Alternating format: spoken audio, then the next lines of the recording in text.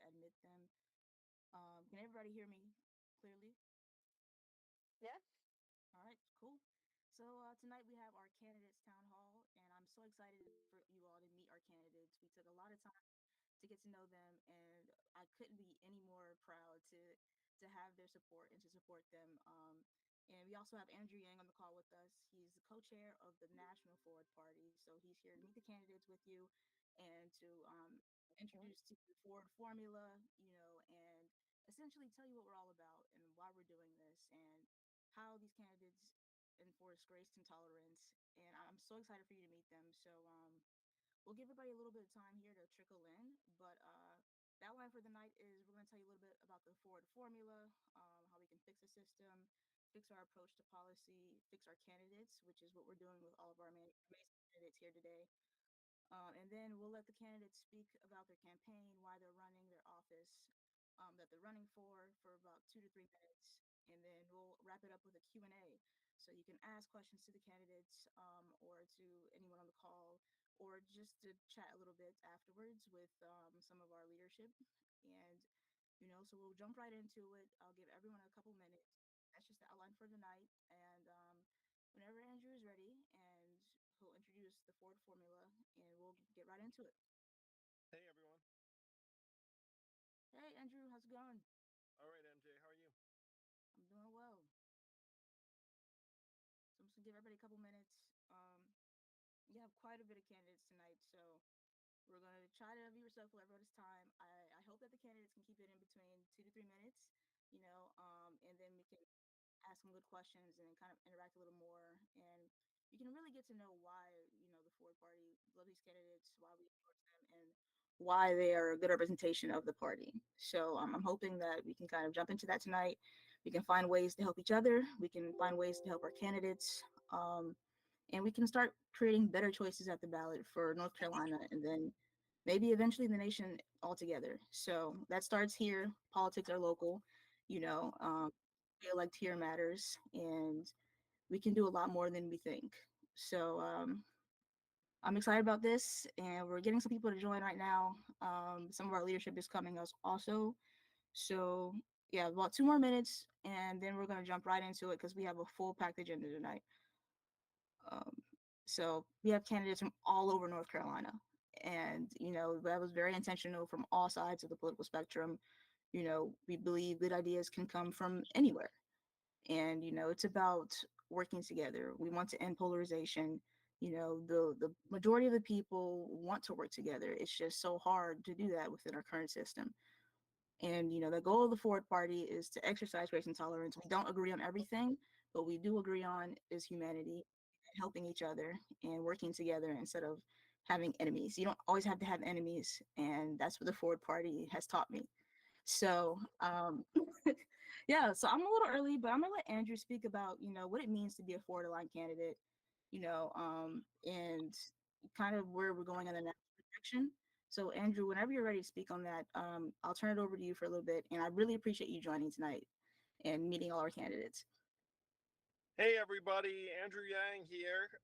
So excited. First, let's give MJ a round of applause and also wish Pat a quick recovery. Seems like he's a little bit under the weather. But thank you, MJ. You've been a rock star from day one, Thank you. as are the folks who are running for office in North Carolina. I'm going to pose a rhetorical question. I think many of you know the answer to this. Is North Carolina a swing state? Thoughts? Feelings? So I've said, and I have to cop to it. I've said it in other environments. I think it's a little bit of wishful thinking that NC is a swing state. Like it feels a little bit like it leans a particular direction. And I will say that there are a lot of folks in not just North Carolina, but in different contexts, who feel very much excluded when you have that sort of dynamic. Heck, there are people even in the most quintessential swing states right now, like PA or Michigan, who also feel themselves to be excluded because that we've sliced and diced uh, the country into blue zones and red zones. And if you're a red person in a blue zone, you don't matter. If you're a blue person in a red zone, you don't matter. And that's a disease. And I dare say a lot of the people who are running tonight that you're going to hear from represent the cure. There's some really exciting things going on in Forward National. Some unfortunately, like I got to say, guys, like I get privy to things, and I'm like, ooh, is that going to happen? And then have to keep it to myself until it does happen. But I will say that Forward has been an organization that wants to bring people together the way that MJ described, and we might be making an announcement around another organization that's joining the fold, as well as another individual or two that you might have heard of that are joining the fold. So Forward is definitely growing in really, really dramatic ways nationally. I dare say, in part because of what's going on politically this last number of weeks and months, where the Trump Biden matchup that we thought we were going to get, which I, as many of you know, thought was pretty unacceptable on both sides. And then at least the Democrats made a change. But during that time, there's been a groundswell of interest in Forward because one of the jokes I tell is that people used to think we had two functional political parties, and then they thought we had one, and then now a lot of people are concluding it's zero. And so in that context, a lot of people look around and be like, "Who's doing something about this?" It's like, "Oh shoot, Forward." Just about the only people in the country are doing something about it. Though anything I do pales in comparison to the commitment that the folks you're going to hear from tonight, who are running for office to represent you and your communities, because I've been a candidate and it is hard, really, really hard. You wake up and you think, okay, how can I make my case? You're on the clock. If you have people around you, they look at you and think, like, what can you be doing to get the message out? And so your time really becomes the most precious resource, and it's a lot of blood, sweat, and tears, a lot of heart and soul. So please keep that in mind with these candidates you're seeing today. As someone who's run for office, it's deeply personal, more personal than I'd actually anticipated. I have a feeling that the candidates are living some version of that, where they think, "Hey, I'm going to do this thing." How many of you all are first-time candidates? Let me try that. I don't know if there's like a. I'm sensing that it's probably a number of you. So I can relate. It's a real commitment, and it's one reason why I think getting behind so many people who are running locally is so important. Now uh,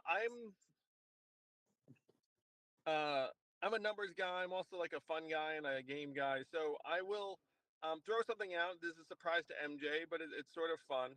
Um, at the conclusion of this call, we're going to have like a participant choice, and I will personally donate $500 to whoever you all choose after you hear from the candidates tonight. So it'll be fun, in addition to whatever else happens tonight, because I'm That's sure there'll awesome. be a lot of fun things. So like let's get behind good people who want good things to happen, because it's not going to happen without us. And certainly that is reflected in MJ's leadership and the leadership of other people who are making Forward a reality in states around the country. uh, I would love for North Carolina to be a swing state, by the way. That would actually make me really happy, and maybe we can push it in that general direction by being this fulcrum of sanity that helps people transcend the blue versus the red. Grateful to you, MJ, and yeah, let me know who winds up emerging, and then I will make that donation very, very gladly. I really appreciate that, Andrew. That's amazing to hear. And I think we can make North Carolina a swing state. Many of us on this call are doing the work.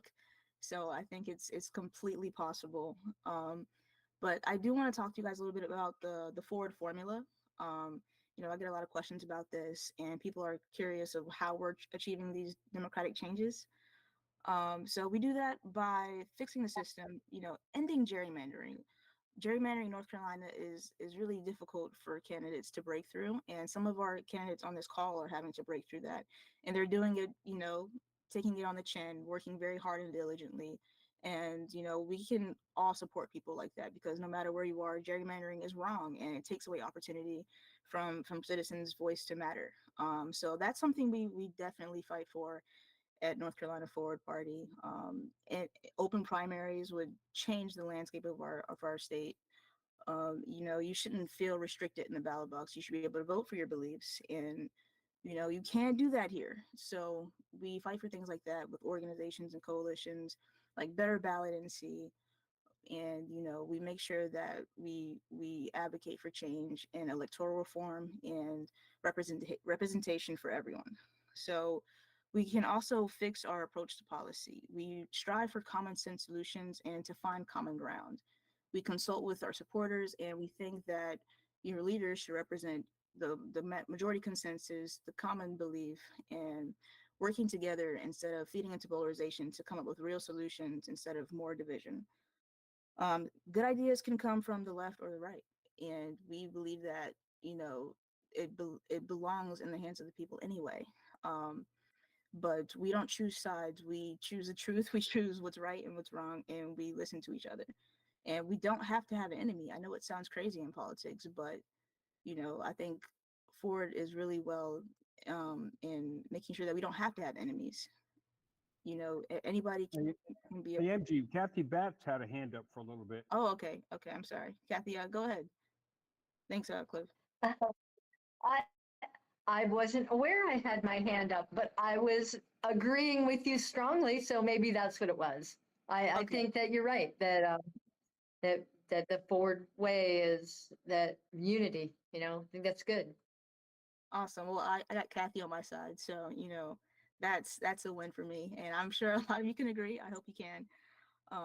But we also need to fix our candidates, and that's why we are so happy at the Ford Party to introduce our candidates for this election year. We worked really hard to vet them. We got a wide range of people we chose from eclectic backgrounds, and we're hoping that you can find someone on this call that represents you that maybe you can support. And if you know any candidates near you that you think would be great and are forward friendly, they exhibit grace and tolerance and electoral reform and wanting to change our democracy for the better, let them know that Ford Party is here and that we are willing to work together with anyone from all political sides. And you will see that on our call with our candidates. They range from independents, Democrats, Republicans, who are committed to making the work happen. So that's kind of what we believe in at the Forward Party here. And I would like to introduce our candidates shortly. We'll give them 2 to 3 minutes to introduce themselves, and then we'll take some questions at the end so that you can really go into detail with the candidates of what you are specifically looking for, especially if they're in your district. So without further ado, we're going to, oh, people are being let in still. And I'm kind of running early today, guys, but Yeah, I was actually going to say maybe since we are doing pretty well on time, yeah, if we can, anybody has any questions yeah. for Andrew before we really get into the meat of the candidates' presentations, maybe raise your hand now and we can take a couple of questions, if anything.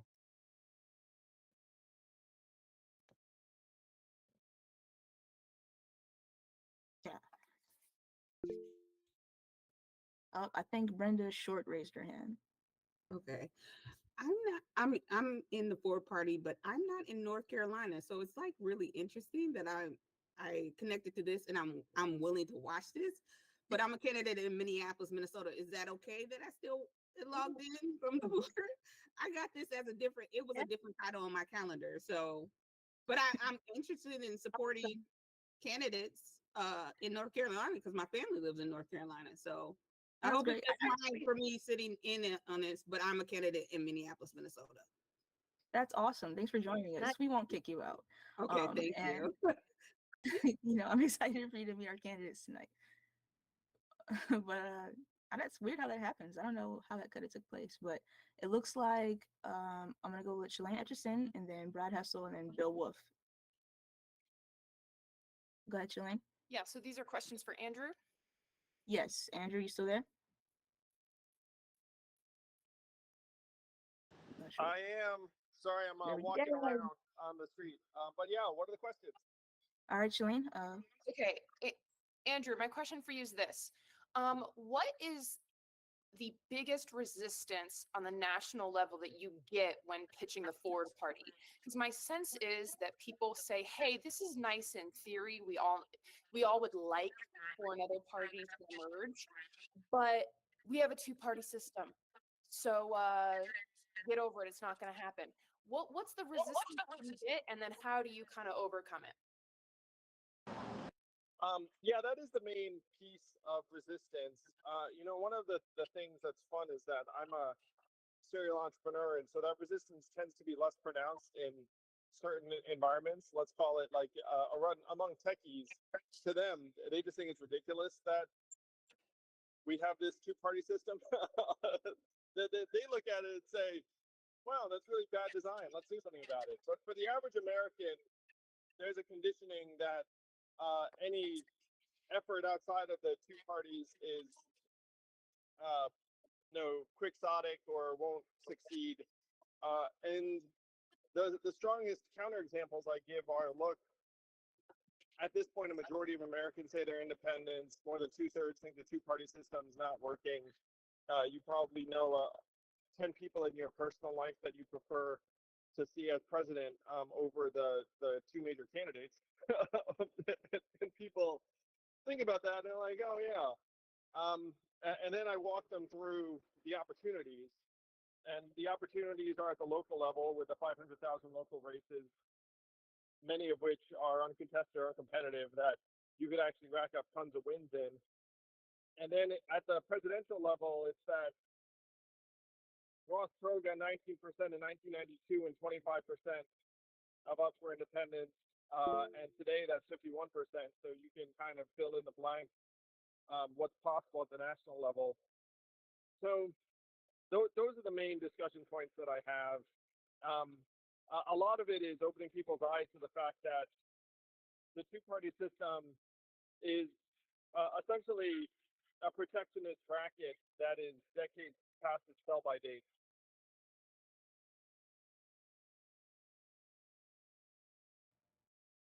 Yeah, completely agree. Thank you, Andrew. All right.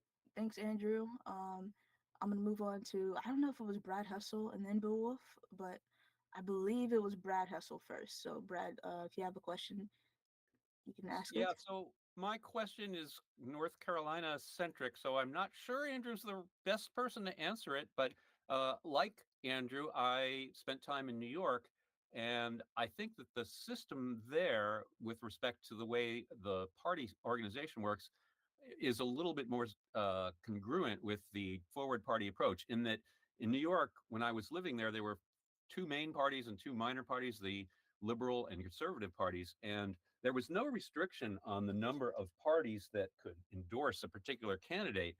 Sometimes you had judges who were very highly rated by the lawyers and such, and they would appear on the ballot on four different lines because they'd be endorsed by all four of those parties. In North Carolina, though, it's different. And once the forward party gets ballot access, then the only people who would be able to be on the ballot as forward party candidates will be folks that are registered as being forward party people. That's also true of every other party. The Democrats cannot endorse a Republican or vice versa. So maybe that's something that we want to look at as another electoral reform in North Carolina. But I'm wondering, once the forward party gets ballot access, is there an intent to somehow maintain this reaching across the aisles approach that you guys are utilizing now? When of course you can't have your own forward party candidates because you're not officially recognized party. Have you guys given thought to that, and how's that going to work? Sure thing. This is an Andrew question. The New York system, Brad, is called fusion voting. It is effective in 4 states, which is obviously very low, very sad. Other parties have been resisting any efforts in fusion voting because they realize it helps soften up the monopoly. It is a fusion that we are very, very bullish on, though I will say the prospects are very, very low in most places, to the extent that there's someone pushing this case. It's a guy named Lee Drutman, who some of you know. He's a political scientist. He's raised money around fusion voting. It is a plus where it exists, but unfortunately it only exists in 4 states.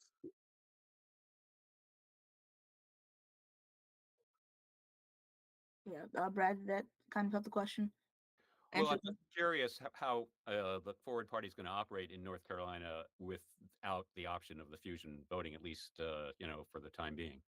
Once you guys get on the ballot, are you still going to be looking to recruit candidates from other parties? I think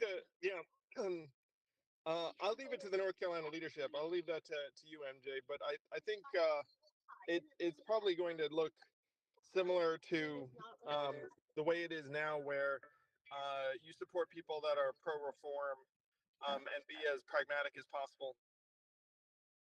Yeah, definitely. I totally agree with that. You know, it's going to be a lot more challenging, definitely.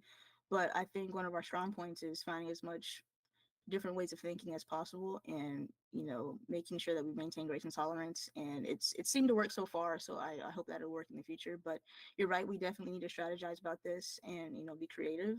But I think right now we just want to end polarization and find people that are basically trying to do the right thing by finding common ground and making common sense solutions. But there are a lot of hand raised, but unfortunately I do want to get right into our candidates. So if you could keep your questions for the afterwards Q&A, we'll make sure that we give a lot more time to answer some questions then. But I do want to jump right into our candidates. And our first one is Marjorie Benbow. She is a forward-aligned Democrat. She's running in House District 62, and I'm very glad to have met her. She seems to want to really fight for democracy, but I would love for you to meet her yourself. So Marjorie, if you're on the call, please feel free to introduce yourself. The race you're running.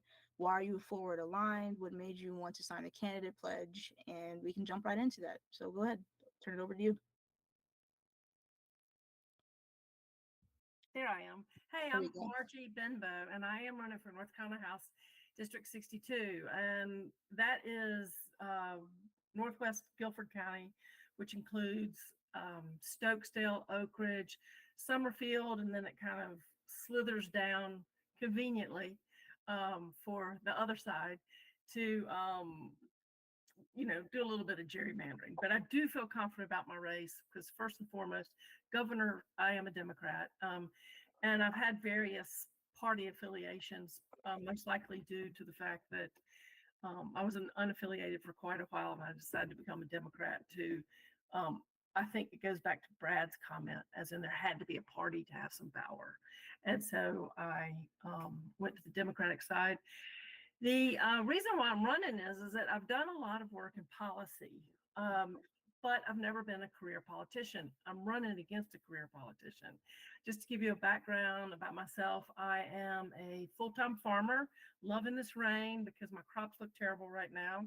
I'm also a part-time attorney, but I had to change my career because of a story that I'm going to briefly. And the story, I was teaching high school science and coaching men's varsity soccer, having a great time. And my husband was in the military, and he had been off doing something. He used to be the North Carolina Surgeon General, and he was doing something with the North Carolina National Guard. And he came back and he said,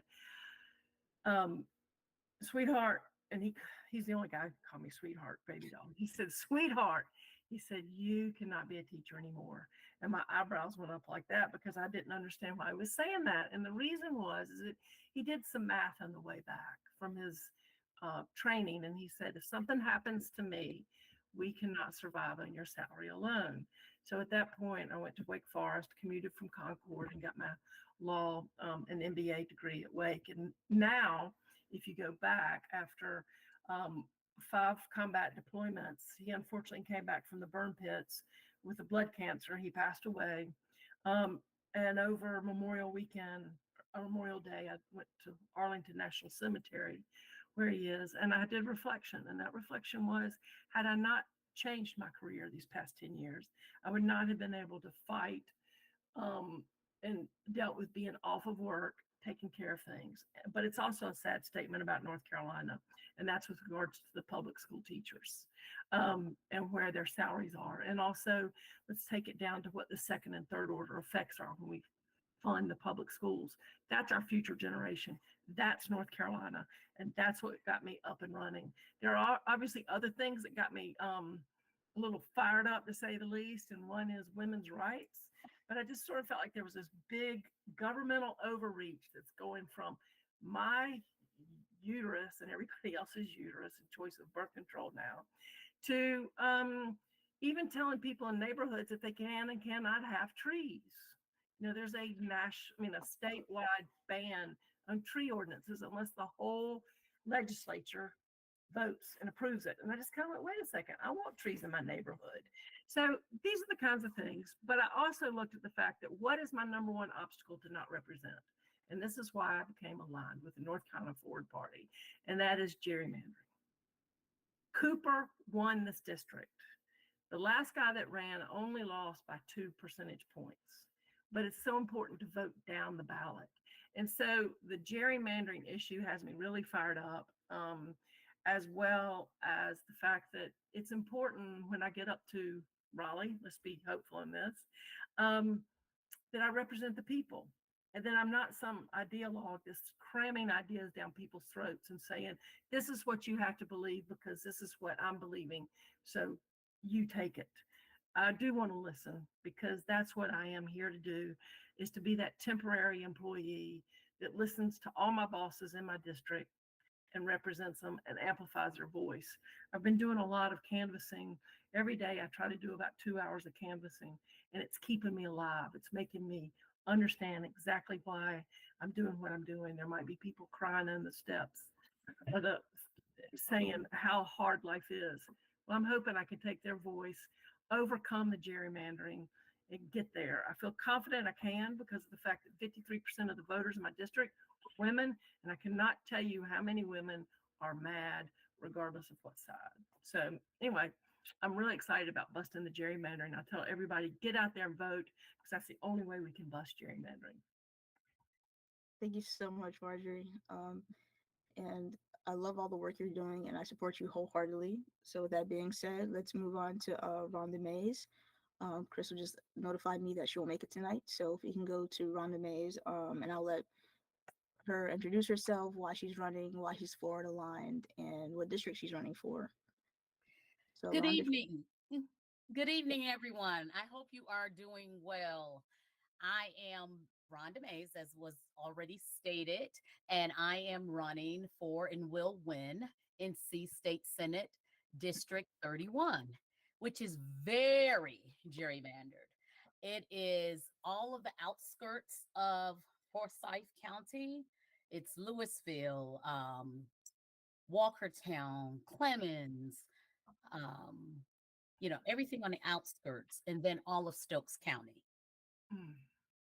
And we know that those Forsyth and Stokes are extremely different on so many different levels, but then they're the same because they have a lot of the same issues, just from a different perspective.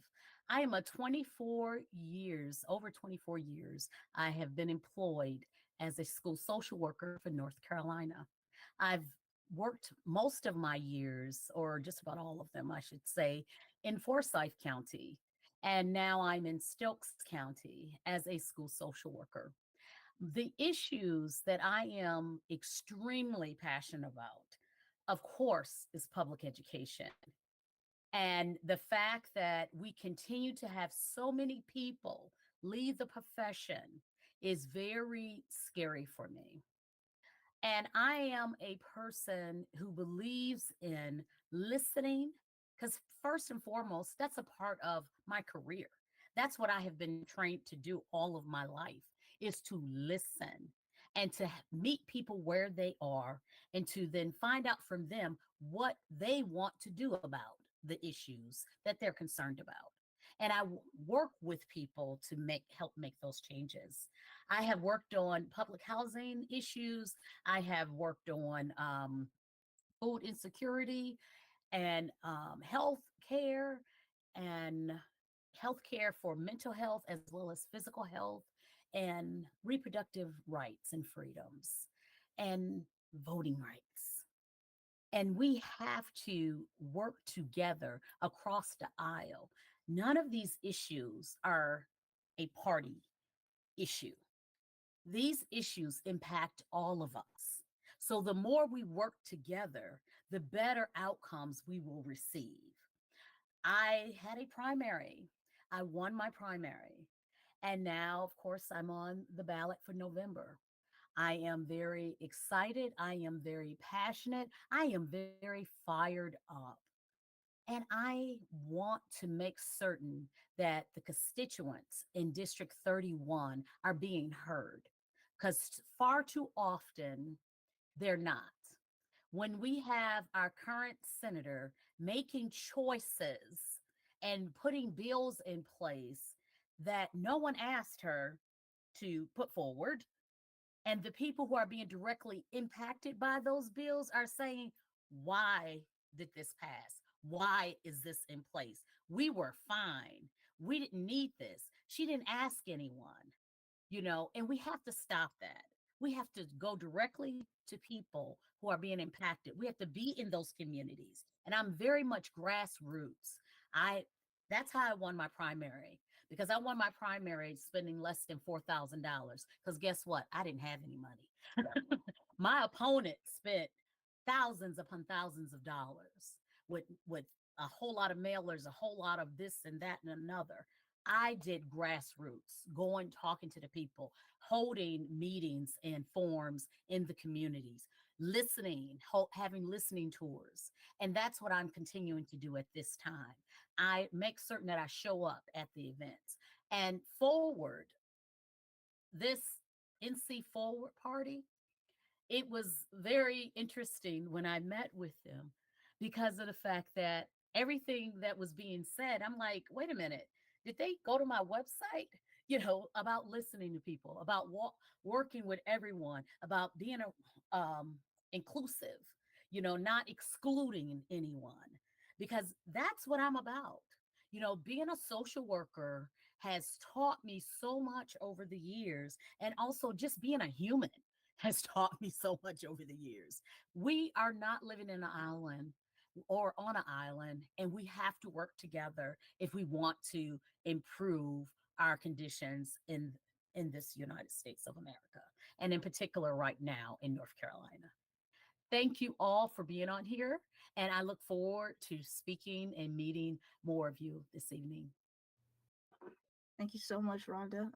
And thank you so much for signing our pledge and being forward aligned. We really appreciate that. But I do want to move on to Kathy Bett and give everyone a chance to speak. So we do want to have time for questions at the end. So let's make sure we stay in between 2 minutes or so. I know there's so many things to say, and everyone's an amazing candidate here, and we're so lucky to have all of you here. But Kathy Bett, you're up, and we'll keep it pushing. All right, I'm prepared to be concise. I'm running for North Carolina Senate, District 24, Robeson, Hoke, and Scotland counties. I'm forward in line because I met Shalane and her husband, and we had so much in common. And this section I'm in, this district, is really large, very rural, and they are very concerned about extremism on both ends. And that's why I believe that the Ford Party would be the best solution for this area. And I believe that if it becomes a party, we'll get a lot of votes here. And I try to present myself as a Democrat who's forward, and that I call myself a moderate to conservative Democrat, because some of you know, I was a Republican for years and years, and I'm not extreme on either end. So that's why I believe in the Ford Party. And this is a district I'm running in, and, we're coming down to the wire, and I just hope that we all move forward and win and work together. That's all I have. Thank you so much. Thank you so much, Kathy. I really appreciate you. Okay, Robert Yates, you're up. Hey, what's up, everyone? You hear me okay? Yes, you're all good.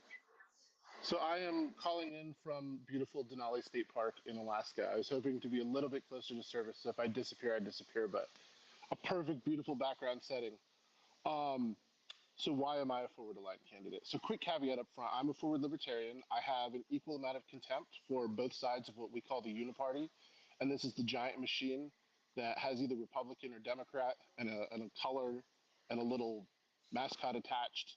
I see no difference. And that is not inclusive of the people, for example, on this call who are fighting for actual issues. I just think that if we are working to promulgate a system that is broken, then we're supporting the system.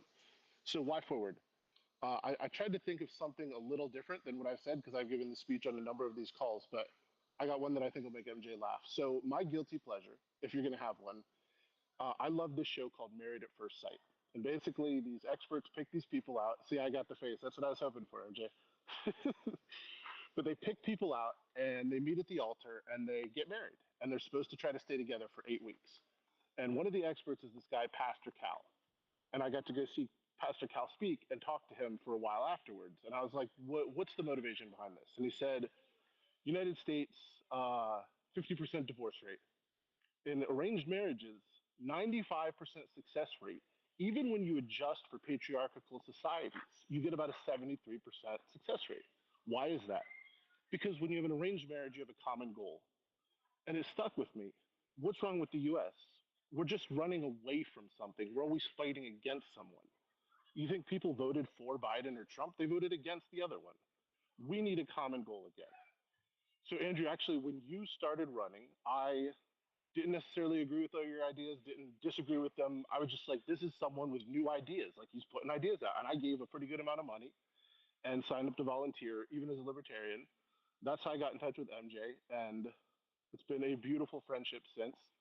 But look at what we have. We have one candidate who said an election was fraudulently stolen, another candidate who's realistically probably been in middle stages of dementia for a while, and then his party anointed a new monarch.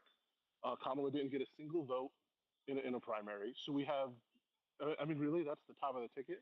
You look at North Carolina, the Republicans have gerrymandered the heck out of it. At the local cities, the Democrats have created situations at the big cities where they've essentially gerrymandered city council so that they control all of them despite strong Republican blocs. The state board of elections, unaffiliated is by far the biggest block of voters in North Carolina now, but the state board of elections won't put an unaffiliated on.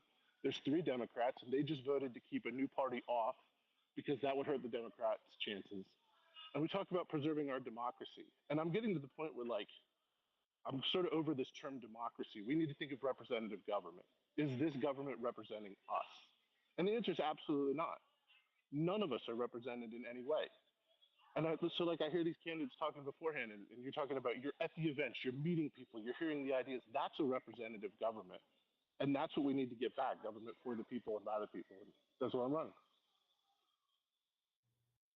And that's why we support you, Rob.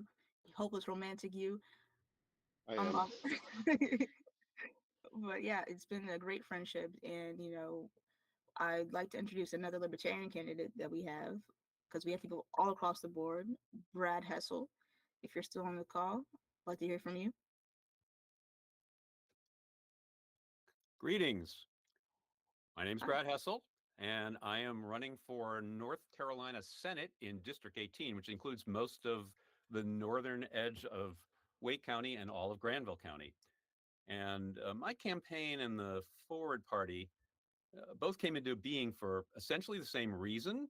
We share the perception that there's a dark and stormy political climate crisis. Too many politicians are telling their supporters that their opponents, and even their opponents, their supporters, their opponents' supporters, are out to get them.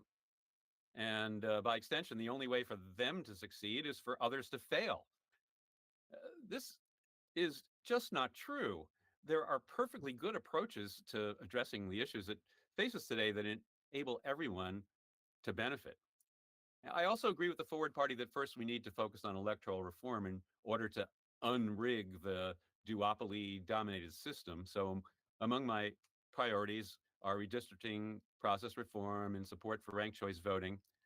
But I also want to highlight something that Rob alluded to, another aspect of electoral reform that needs our attention, namely fairness for independent voters.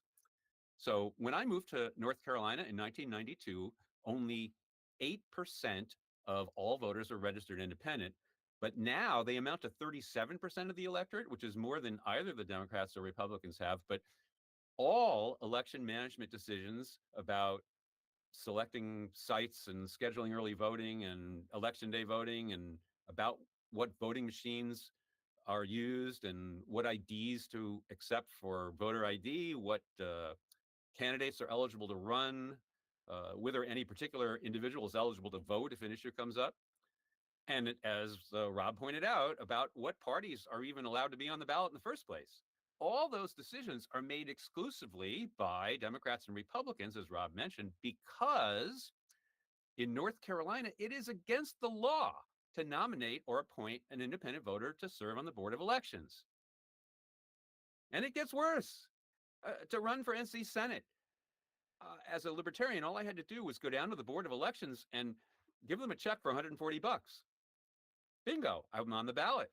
And the same was true for my Democratic and Republican opponents. But if you are a registered independent and want to run for partisan office, they won't even take your check unless you also submit petitions for hundreds or even, depending on the office, thousands of signatures.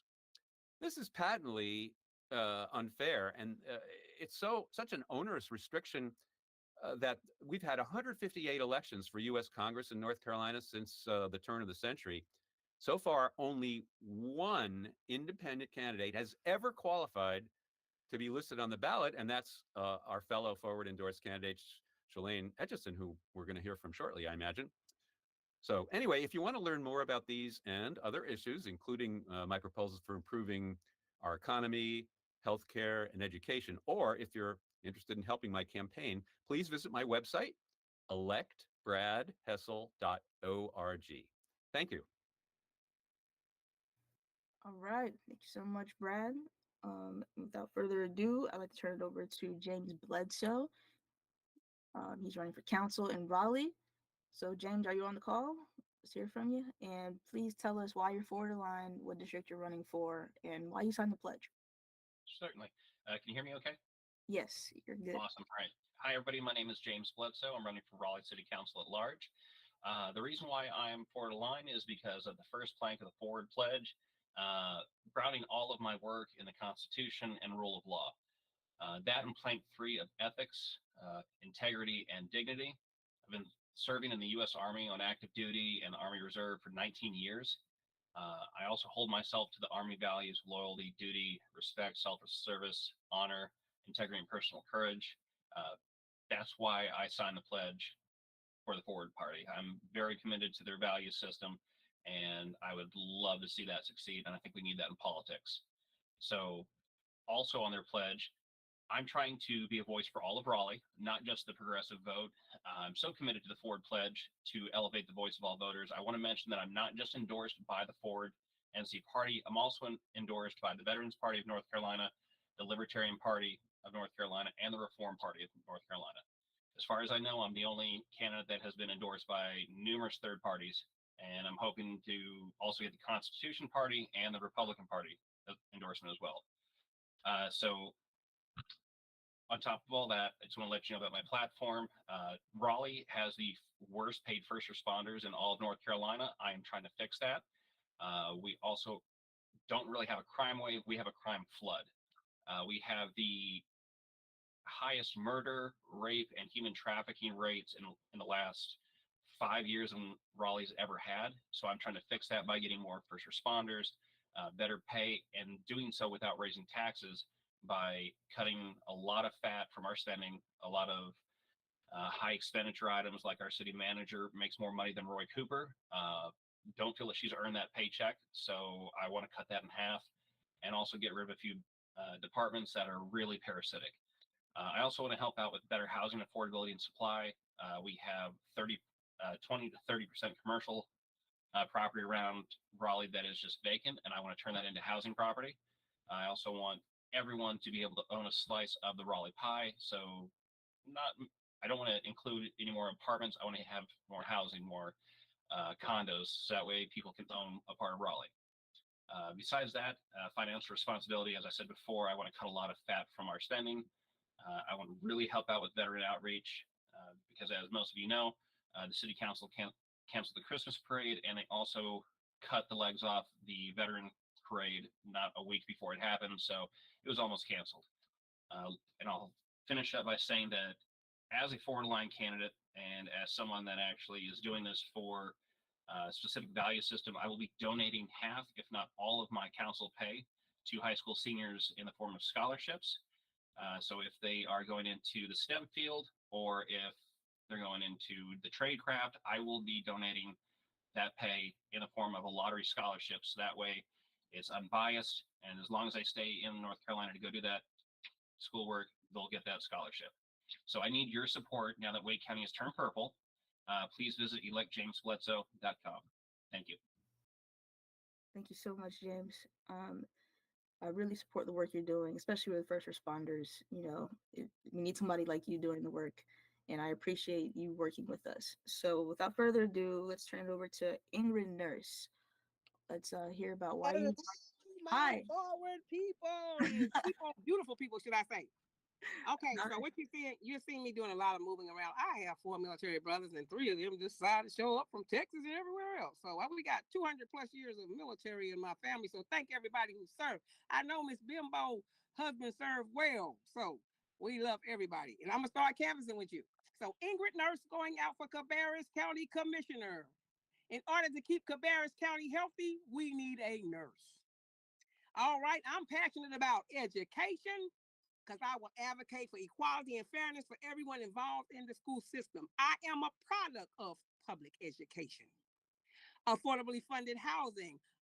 I'm concerned about the growth and the rapid growth of housing and industries in Cabarrus County that do not take in consideration the lower middle class income residents. Right now, over 1 million homes are actually needed for affordable housing. Right now in Cabarrus County, we have 4 tent communities, whether it's due to mental health, but how can we now house our shanty towns and tent communities back into society? Okay, elder care. We look at certain situations involving this population, working to ensure our elders care topics avoid mistreatment. That means we need to treat our elders with dignity. Next, economic development. I will advocate for funding resources and equality for small businesses in the community in order to sustain long-term success. When these small businesses come to the community, how can we now get that person that's homeless or lacking funds or lacking motivation, help them with their resume, help them with their application. Should we also practice interviewing skills with them? And then encourage large corporations to move here and provide jobs and revenue to our community. Also, I never met a stranger. So what I'm doing right now, and I'm glad to be part of the Forward Party, because I am not going backwards. Never. So 1 step forward, no steps backwards. And I share their values. And like saying, I never meet a stranger. I walk up to anybody. I'm having both our Republicans. I have Republicans supporting me. I have Democrats supporting me. I have independents because I never meet a stranger. Just like the Lord, I always say, we didn't say heaven was going to be Democrat, Republican, or independent. So I'm like a good Samaritan. Wherever I see somebody, I introduce myself and say, I'm running to be your next Cabarrus County Commissioner. Support me. How do you want to represent me? Do you also want to canvass with me? Because I'll go canvassing everywhere I go. That's me. I love y'all. Forward.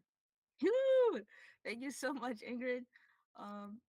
We're going to turn it over to Shalane, and then after that, we're going to do some questions. And then, during those questions, candidates can discuss further how to help their campaigns and what you can do when they respond to your questions. So, Shalane Etchison, if you're on the call, please go ahead, introduce yourself, why you're forward aligned, why you're running, and the district you're running in.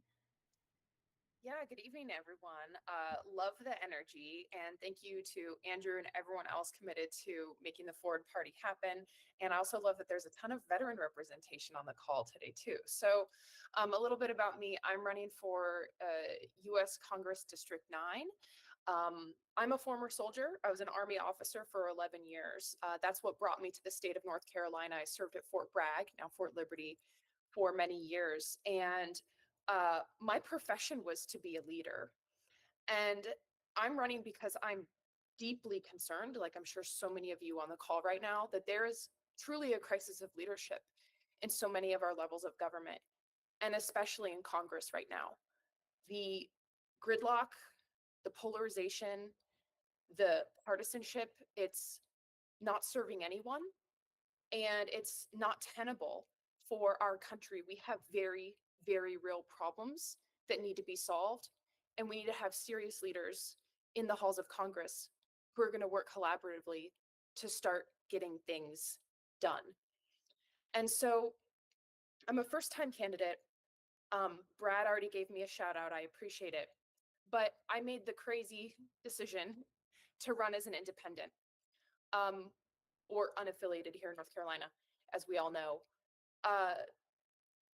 The identity politics in our country is so toxic that I truly believe I don't just want to walk the walk. I don't want to talk the talk. I want to walk the walk. And I said to myself, I need to run as an independent to truly show people that I'm running to represent everyone.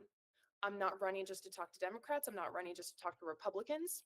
In fact, I don't care what your affiliation is. I don't even want to know.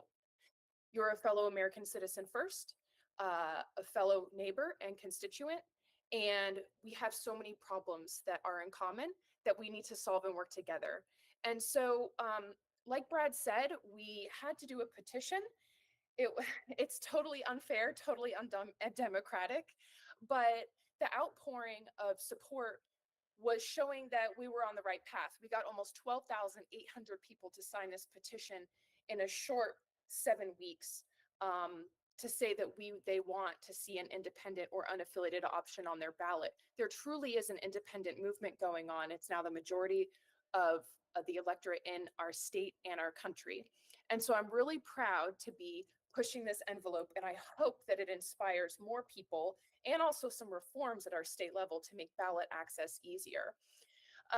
But anyway, so, being a forward-aligned candidate was a no-brainer to me. The first tenet is the Constitution of rule of law. Hey, to me, that's just the basics, bringing it back to what our representatives are supposed to stand for, and that we are representing in a way that's communal, and engaging with the people, and that we are role models. Again, it goes back to our elected officials being leaders. And unfortunately, we do not have that on our national stage. And I think it gives a lot of people permission to act with a lot of disrespect to their neighbors. So we need to bring back dignity. But in my district, it's home to Fort Liberty, so huge veteran constituency. I'm really passionate about good civilian oversight of the use of our military. I've deployed to Iraq, Afghanistan, Syria. I understand the toils of war and the responsible use of our military forces, and then care for our veterans as well. And so I'm really keen on that at the federal level. Of course, I'd love to codify kind of Roe v. Wade at the federal level. That was a real concern for me too. And then how are we also looking at an eye for the future? I think for younger people, how are we making life more affordable for them with access to housing? How can we preserve things like Social Security and handle our nation's debt? So we can't keep discounting the future for the younger folks like myself. I say I'm younger, I'm 38, but I guess in the world of politics, that's pretty young. But thank you so much for having me. It's really been motivating and energizing meeting other candidates. So thank you for hosting this, MJ, and everyone from the Forward Party. Thank you so much. Thank you so much for joining, Shalane. So right now we're going to turn it over to questions for the candidates. Hey, MJ, can I throw something in real quick? Yeah. For everyone on the call, round of applause for MJ Hall. It has been my honor and privilege to get to know you and become friends over the last couple of years, but you all have no idea. You're looking at a force of nature. You give me hope for the future. You're the reason I don't worry about young people, and I'm so excited to see what you do next. Go MJ, go. Yes, Thank go. you. But I'm learning from all of you. You guys are paving the way for me, and to meet candidates like you is truly an honor and a gift. And I'm rooting for all of you. Shalane Etchison, in particular, I would like to say thank you for being brave enough to run independent in the hardest district in the world. I really appreciate the work you're doing and your commitment to standing on your moral values, and Ingrid Nurse for your energy and passion for the community, and everyone on this call for just being willing to do the work. And we have Democrats, Republicans, Independents. As long as you're willing to do the work, you exhibit grace and tolerance, Forward is here for you.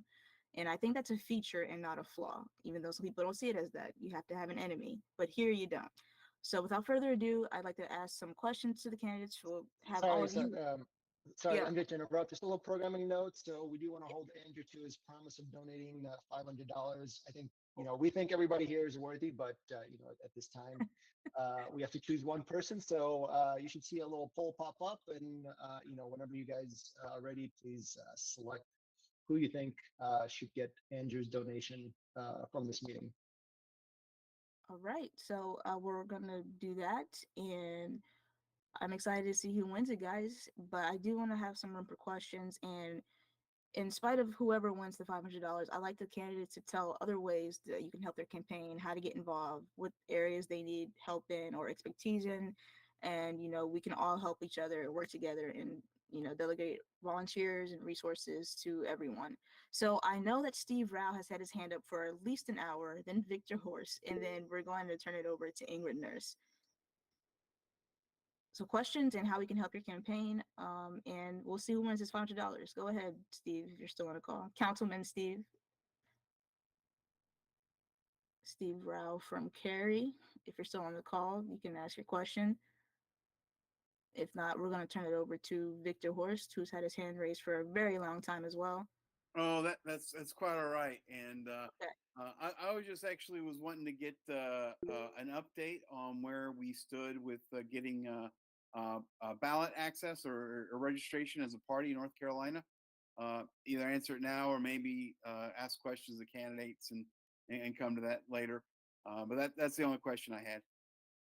Yeah, we're still in the process of collecting, but I do want to give candidates a time to answer questions, and then we'll come to that at the after session. A lot of us are going to hang on, so we'll talk about in detail our party, and you can chat with us a little bit. But Ingrid Nurse has a question. I don't know if it's for a candidate or for us, but hold on. I think you're on mute. Give me one sec. What I am doing, I'm going to everybody's church. So I'm a church girl, goer, and of course I'm a born again child God. But what is going on is that I'm actually helping out with people's devotions. I'm helping out with Vacation Bible School. I am actually helping out with the book drive. So I'm making myself very known. So that's what we do in the community. We need what? Prayer first, okay? Then we need you to after you pray for us, we need you, if you like, to make a donation. After that, I told them that I need canvassers. I need all foot on the ground. So I'm going like to Cabarrus County consists of Mount Pleasant, Midland, Locust, Kannapolis, Harrisburg, and Concord. So I've been in 2 parades. From there, I'm going to go take minivans. Somebody has minivan on their phone, and I'm going to go actually hand out my brochures and talk to people. So it's never a time off. Even when I'm in the store, I'm like, hi, are you a registered voter? Ingrid Nurse, don't forget me at the polls. Things on their order. That's what we have to do. Each one, reach one. And then that's how you say, would you like to volunteer? I have a list of volunteers right now. All right. And if you want to leave anything in the chat, if you have a website or anything like that you want everybody to see, we'll also send out a follow-up email after this call and, a little bit of our candidates' websites and things like that. But Bill Wolf has his hand raised. So if you have a question for a candidate. So this question is for any of the candidates who happen to have received funding through Blue Amp Action. I'm curious what you think of it, what kind of skim they take versus give to you for donations, and what you think of a forward version of Blue Amp Action to promote forward aligned candidates. Does anybody want to take that? I think this is for me. I really like that suggestion and thought. We need to invest in tools that help our candidates and help our volunteers and activists channel support. So pending, let's just say that he's right. I'll stop there and say he's right. Sure. Yeah, I was. I also meant to ask you the same question. I was curious from the viewpoint of candidates that are running, how they feel about that. It's a little different. Blue Amp Action, they're clearly pushing progressive agendas.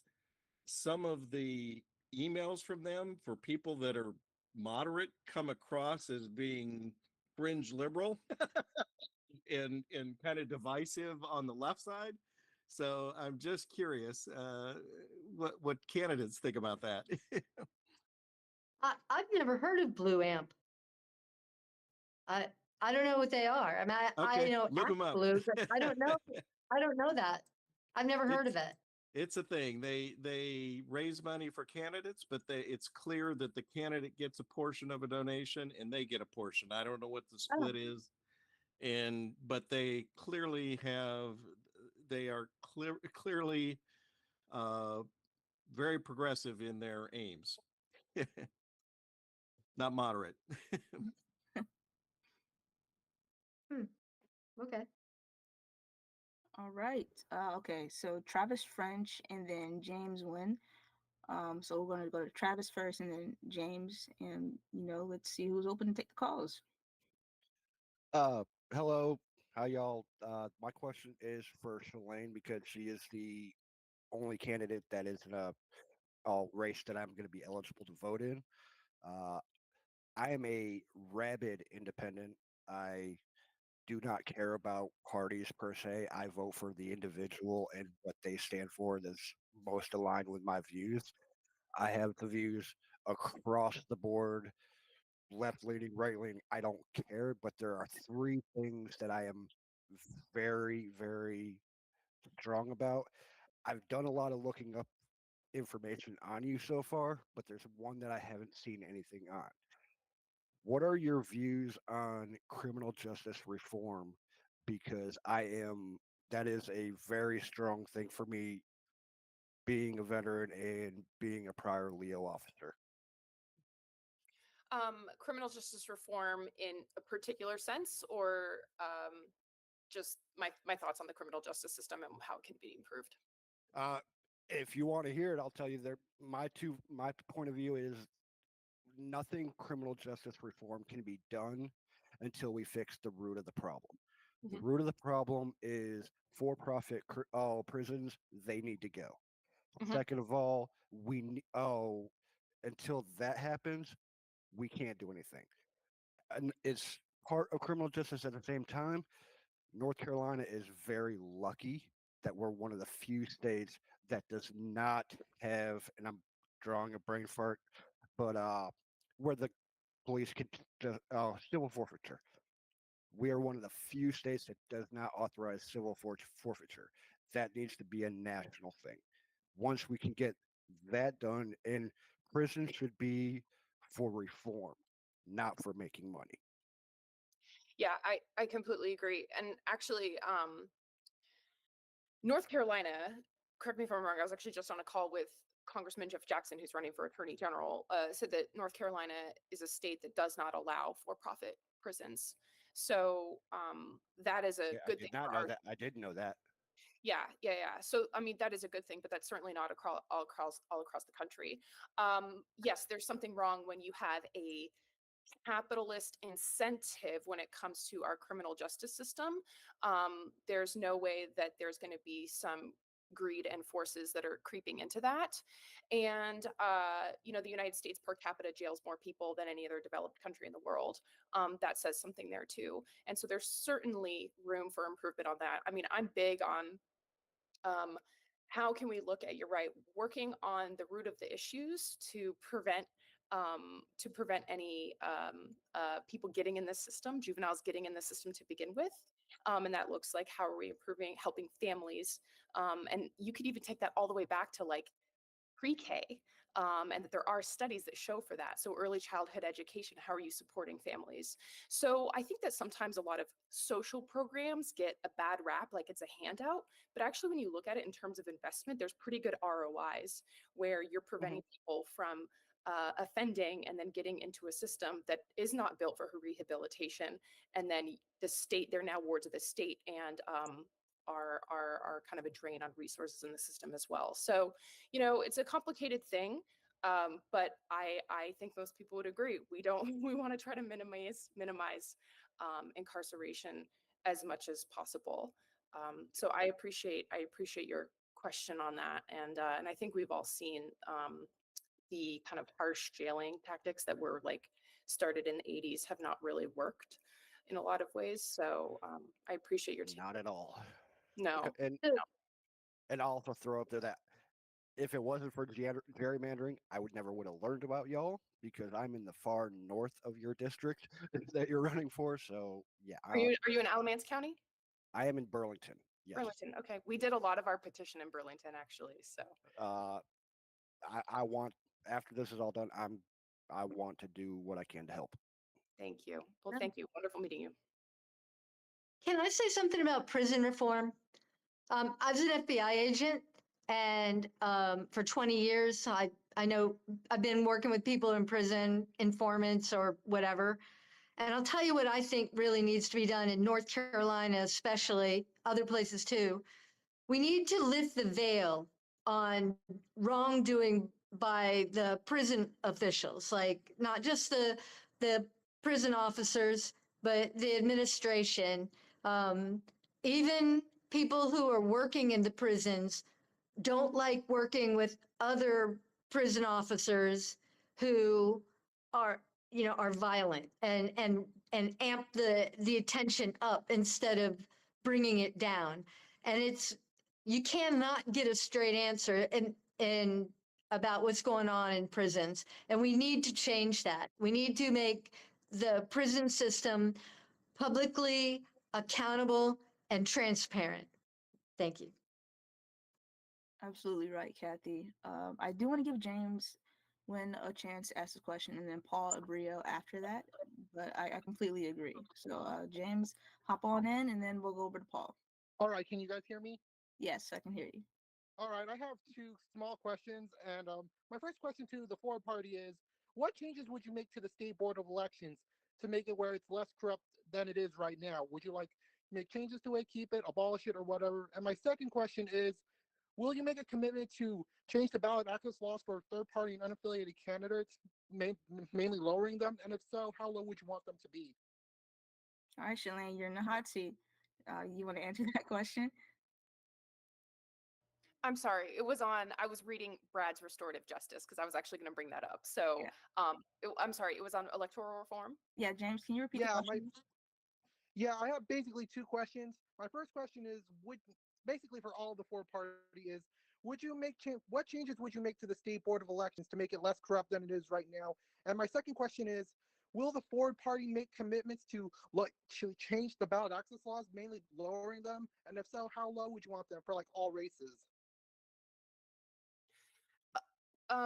So I would love for other voices to get in here, but when the race is all said and done, my team and I are going to package a kind of recommendations for the State Board of Elections that we had in our experience going through the petition process. One, obviously, I think most of us can agree the burden is too high. I mean, I had to put in a lot of my personal resources and savings to help make the petition a success. The barriers to entry should not be that high. And then even something as simple as, and Ford Party, I know you're trying to get ballot access right now, the dang forms suck. Like, not only are you doing it analog with, pen, paper, and folder, but it's all like, there's not enough room for people to sign. It's like really, really analog process. So we're going to package that for the State Board of Elections, and kind of hopefully there's some incremental reforms that they could at least do. They could at least make the forms a little more user friendly, in my opinion. That's a very easy start. Absolutely, they definitely make it as hard as possible. Collecting signatures has not been fun, but it's by design. So and to do it by counties as well. I mean, we had so many people collecting signatures on our behalf that were accidentally getting signatures of people that were in different counties, and then those aren't valid, and then people write Tom instead of Thomas as their name, and that's not valid. It's really actually a type of voter suppression, if you will. So yeah, it's really a flawed system and needs reform in a lot of ways. Definitely agree. James, that kind of answered the question a little bit, or you have anything you want to add on to that? All right, we're going to turn it over to Paul. He's had his hand raised for a little bit, so we'll let Paul speak now. Hi, MJ. Hi. I'm actually from Illinois. Okay. And I joined the call because I'm really interested in the Ford Party, And my question is going to be to the candidates. So may I ask a question, even though I'm not from I'm not from North Carolina.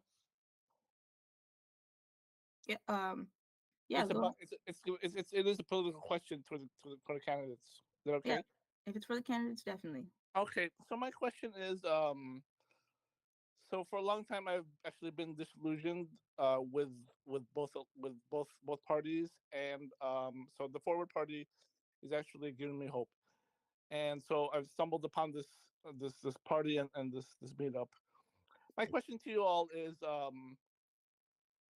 as candidates, what are your three biggest hurdles, and how can the Forward Party help help with those hurdles? Thank you. That's an awesome question. Anybody want to take that one? Any of our candidates? How can we help? And Hey, what do you I, think? I can throw one thing out there because there's really just one hurdle, and it's money. The Yeah. amount of money that goes into with the Republicans and the Democrats at the top. We had the most expensive Senate race, $480 million for a job that pays what, $170,000 a year. Somebody's paying all that because it's worth it to them. So ideally, we get to a system, and tying back to the last question, maybe where we sort of break the stranglehold, the corrupt and very corrupt state board of elections, and that's both sides has over who can get on. And that's where Andrew has amazing ideas. We're talking about things like open primaries, ranked choice voting, preference voting. But until then, like, it is antithetical to everything I stand for to ask for money. But like, trust me, every candidate on here needs money. The Forward Party needs money. Shalane was talking about what she spent to get on. I don't even want to know because they just make it such a high hurdle, and then they fund, the people that they want. 7 million from out of state went to the Democrats like last week. I was reading the Republicans had pulled something like 22 from out of state in the month of March, 22 million, and that's just what we're competing against. Definitely, money always helps, and I'm sure all the candidates in this call will put it to good use. They want to represent North Carolina and North Carolinians, so that it won't be wasted. But anyone else have anything they want to ask for or they need for their campaign? Looks like Rhonda Mays might have something to say. Yes, a big hurdle for me is having volunteers to be at the polls because that is major. And I think when we analyze my the number of votes I received in during the primary, I received more votes in at the polls where I had representation, over had representation majority of the day. When I had that sporadic representation, the numbers weren't as high, because you're getting the voters as they're going into the door. And so your name is the last thing they're hearing. So that helps a lot. And just volunteers overall, to phone bank, to canvas, and of course the money, because even though I didn't spend a lot of money during the primary, I've been pushed by my volunteers and my supporters to say you have to up what you did from the primary for the general election. Because for the primary, I made a flyer and had it cut into quads, a two-sided flyer. And that's what I passed out as my literature. And when we went out talking to people, now I've spent this money and only have 500 pieces of literature and hoping to get more money so I can get more literature so we can have it to pass out, because now that I have upped my presence in the quality of my handouts, that is a lot more money that has to be spent. So those are things that I find to be challenging, and as well as being in rural areas. It's hard to canvas in rural areas. Definitely, definitely. And if any of our candidates want to leave like a website, the chat, we're going to send out a follow-up email with our website, and we'll have the candidates on our website, of course. So, but if any of you want to leave something in the chat, your website or anything like that, please feel free to do so. And then Evan, I think you had your hand raised for a long time, so we're going to let you speak.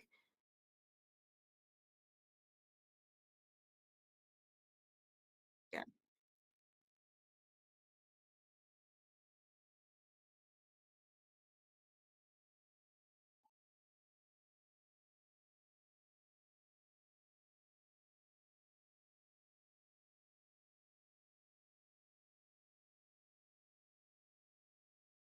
Definitely. And that being said, we'll take some last minute questions and then we're going to wrap up. I think some of us might stay on the call if you want to hang back and ask some questions to the leadership.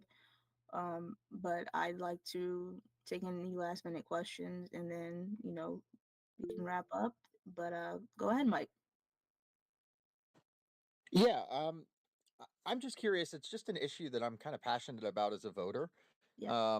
I've seen bipartisan, essentially movements in places like New Hampshire and Arizona for legislation to defend the Guard, which is essentially saying that the states need our National Guard for protecting our citizens coming in places of need. So if Congress isn't going to declare war like the Constitution requires, we're not going to allow our National Guard. I'm just kind of curious for anybody who might be in, the House or the Senate of the state, or possibly in Congress, what they think of that legislation, and if that's something that they could get on board with, since we are a military heavy state.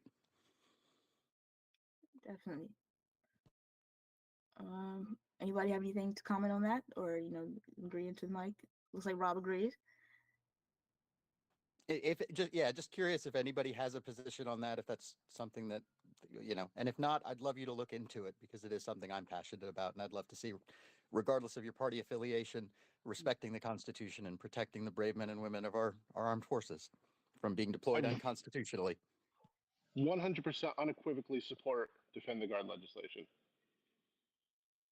Okay, Mike. So I was trying to understand. So you're talking about a state being able to withhold their National Guard being deployed for federal purposes or wars.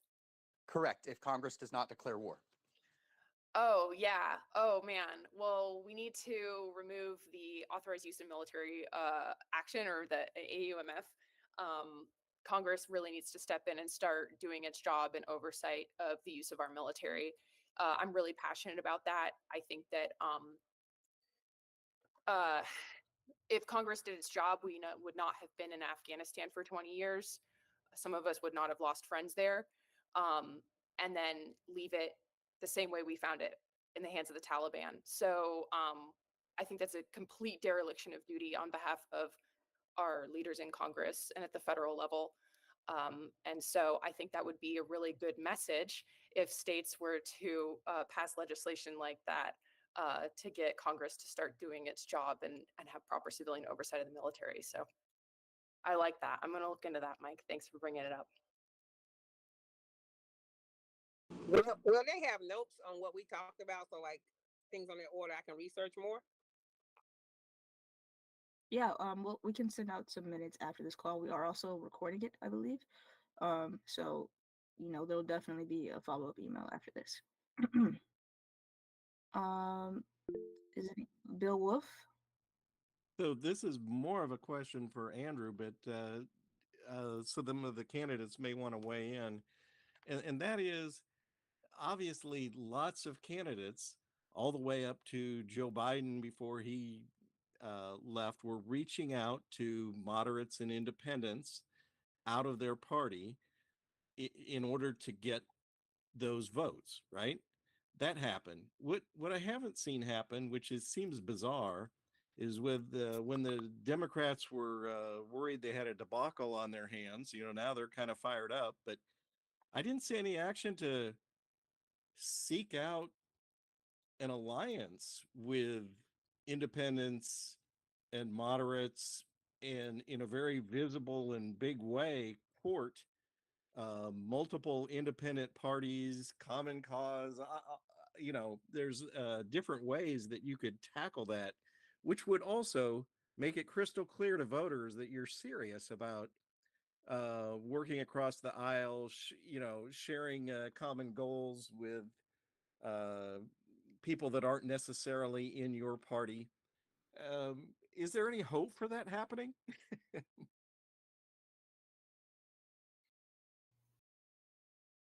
This sounds like a me question-ish.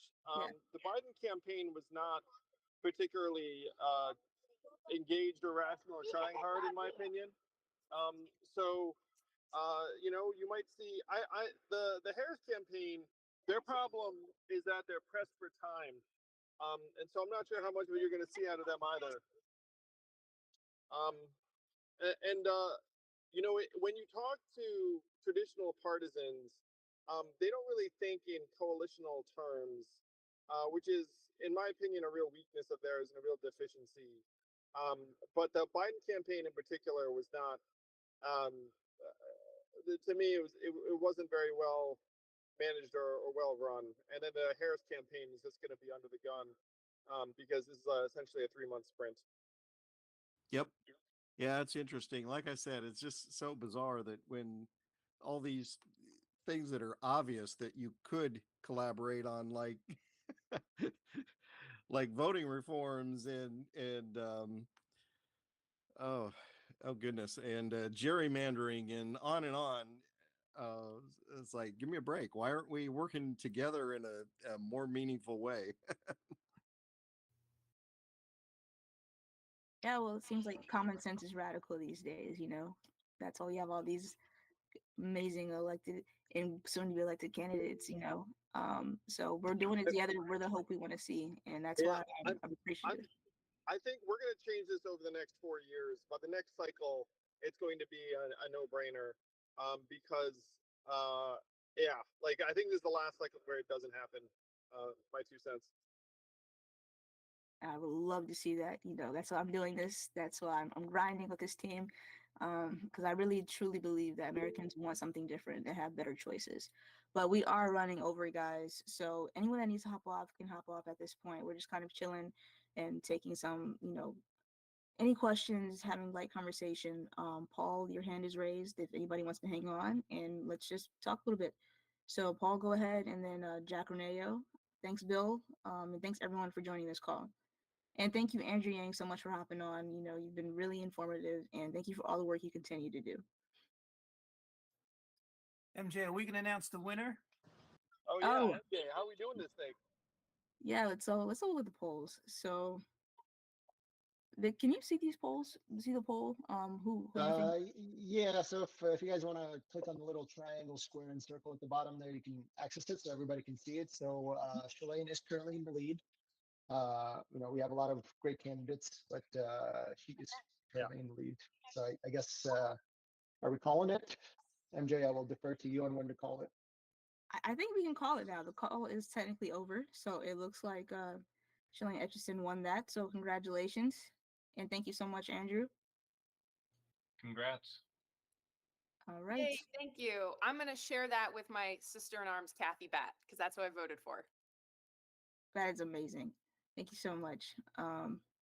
Paul, do you still have your hand raised? Yes. Okay. Actually,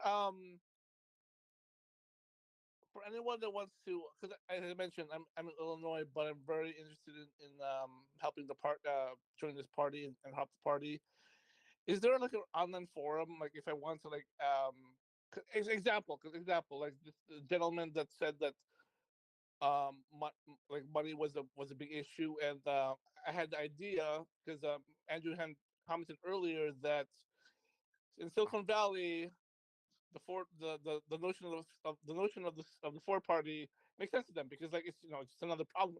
It's just another problem for them, and so I was thinking, I mean, there would be great early like those tech billionaires. Real talk, those tech billionaires would be great early adopters to this party.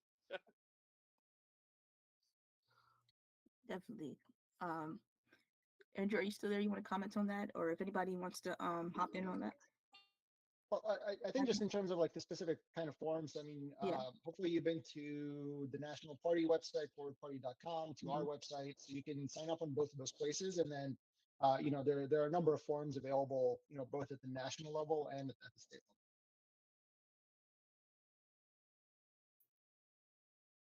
level. Thank you. And don't I'll forget, just you add cannot. one other thing. Being on the executive board here at North Carolina, you're welcome to jump into anyone's website, any candidate's website.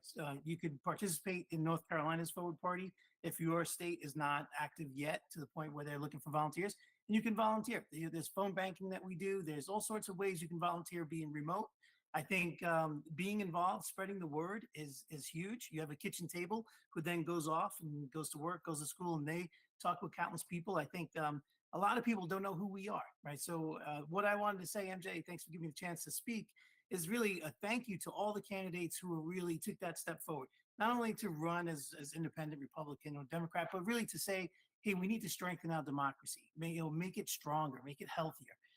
In addition to being that independent thinker, and the thing that motivates me here, and it really is rewarding to see a lot of good people who are out there that you don't know unless you come to these forums and you see how many people are just as concerned as you are about the state of our democracy in our country.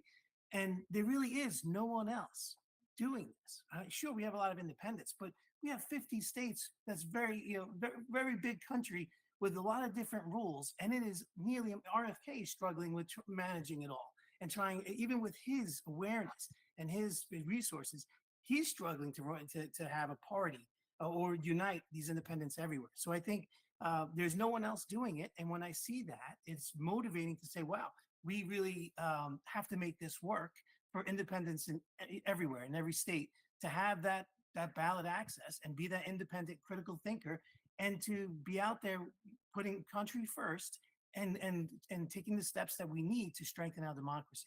So thank you all for running and attending here.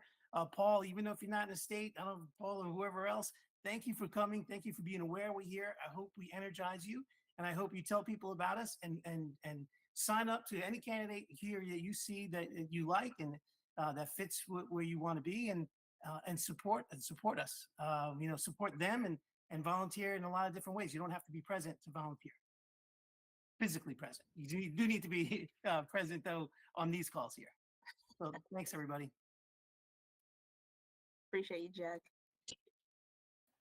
Thank you all. MJ, just let me know where to make the donation. Appreciate the heck out of you all, and let's make a difference over the next 3 months and 10 days or something like that. Bye, everybody. Bye. Yeah, thank you. Good night, everyone. everybody. Thank you. Kathy, I'll be seeing you soon. Bye.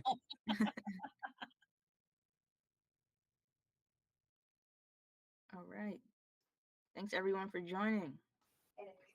Great call, you guys. Great, really well done. Yeah, good job, MJ. You're a natural at this.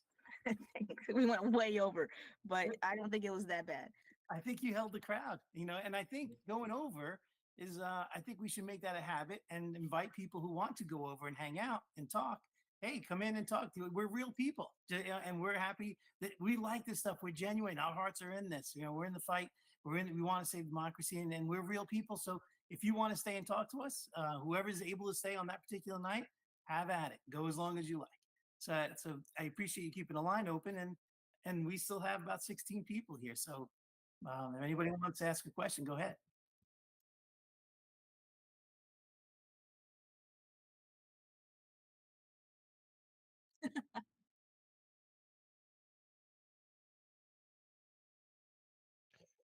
Thank you for having this.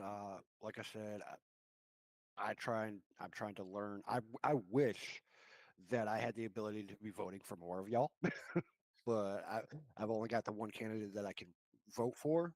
But yes, you absolutely got my vote tonight, and thank you for putting this on. I'll be trying to help out as much as possible. Thank you so much. And you can learn more about us at the NorthCarolinaForwardParty.com. We have a bunch of our policies, our guardrails, and you can learn more about the candidates that way. But I appreciate you for hopping on the call, and thanks for hanging out with us tonight. No problem. Yeah, a quick question, if I could. I asked it earlier. Where are we stand with the signature count, and how's that coming along? Right. What, So what things look for? What's the outlook on that? yeah. So right now we're about 1,000 signatures. Okay. And that's just based off of volunteer efforts. That's essentially where we are. So any help in that aspect to help, you can print off our signature gathering sheet online. We have it on our website, so that'll go a long way as well. But Yeah, no, I know. I've been at several events in the past. Been out of the loop for a while. So yeah, sounds like maybe we get some tips from Shalane. she got like several thousand. It sounded like. I think around 12,000 or so. So she was really good at collecting signatures. a big budget helps, Victor. But to answer Oh, your is that big well, one, yeah. that's Yeah, gonna is that what she did? Is she yeah, they able to pay. hire door knockers? And most parties will do that, right, MJ? Like, Yeah. so She, I think she collected about half of them, Jack. Their campaign did about half of them. Yeah, yeah. I think we struggled, Victor, to connect with organizations like in schools and other places to really inspire groups to join in and campaign and canvass for us because we're a political party and it's just so toxic out there that a lot of social places, a lot of schools are not really inviting political parties to advertise in the paper, just be present and kind of have talks on campus. So that we weren't anticipating that kind of struggle, but we're finding other ways, other venues that are welcoming. And I think as we get closer to November, things things people want to talk about and hear about politics. So we're hoping that changes. We get access to venues and we can do a lot more talking. Well, I think the other thing to add is that, I think we kind of took a little bit of a longer term view on this because given the laws in North Carolina, even if we got it for the 2024 election cycle, the only way for us to would have kept it would have to basically to have a governor candidate or a presidential candidate, right? So that was not in the cards. So we basically said, let us focus on supporting the candidates that we do have and learn through that. And Shalane definitely, there's people that are talking to her team. We're talking to all the other third parties about how they got all their signatures. So we are basically now evaluating the best way to proceed. Obviously, it's still important for us to be out there and kind of getting the party's name out there more than just kind of getting the signature. So there's a lot of value to it. But essentially, we kind of put it back. We kind of focused on trying to figure out the best strategy to actually kind of long term get it and also maintain it, so it doesn't just kind of burn out our volunteers resources. Yeah. Because I think what is the I think I knew it once upon a time, but what is the percentage threshold to remain on the ballot? Don't you need a like 1% or 3% or something like that of a 2% It's 2% for of a either president statewide or governor. of what or governor? It's 2% of the vote for either president or governor. Okay. Right. So one, Or if you also have like a national sort of enough states where your yeah. party's recognized, like some of those things. So like, obviously there's different states are kind of running at different paces and, we are getting kind of, a handful of states kind of getting ballot access and things like that. So there's different ways for us to get there. Our signatures are going to continue to be good. So we're going to continue to gather them and find the best way to, kind of eventually get actual ballot access. But I think it's also been kind of helpful. Like you've seen that sort of the type of candidates that have signed the forward pledge, it actually gives us sort of a little bit of a sort of puts us in a good position, not being yet an official party. So that's also kind of another aspect to it. Yeah, and Victor, I think another point that I think we've been talking about is if we have these candidates out there and they're running this forward line, that helps get the word out there. And the more the word's out there, the easier it is for us to collect signatures in the future. So I think all this stuff works together. It's a big knot and it's all interconnected and it all works together and it's very important. So I don't see ballot access as like a panacea or I mean, it's great. We got to have candidates. We have to have it, but you got to be ready for it too. Sure. Yeah, I guess one idea, I was just kind of curious. Are we thinking about doing anything on election day? I mean, just like one thought I've got is that would be an ideal place to get signatures, right? If you're going to camp out and say, hey, if you're going out there and you don't like your choices, here's a way you can change that. So I know in the past I've like volunteered at on the inside to help with elections, but that's something I'd be willing to say, hey, take a day off and you got people coming in here. If you're voting for the lesser of two evils, hey, here's a third option. Here's a way to change it. And all those people are politically active. You know they are. They're politically active. Right. And you don't have to ask anybody what county they're in. What county are you a registered voter? What county are you in? Hey, right here. You got. Hey, I'm not here to pass something out, but if you don't like what you're voting for, here. Sign here. You can expect an invitation around election time. We did it for the primaries. We got tables up in all these different districts. And I know you've been working with Kevin in the past and did a lot of signatures yourself. So you got the spiel down. But yeah, come election time, we have our tables, we have our banners. We got a little bit more involved. You don't have to just walk around with a clipboard. We have some merch. And that really sets us up and makes us look pretty formal and more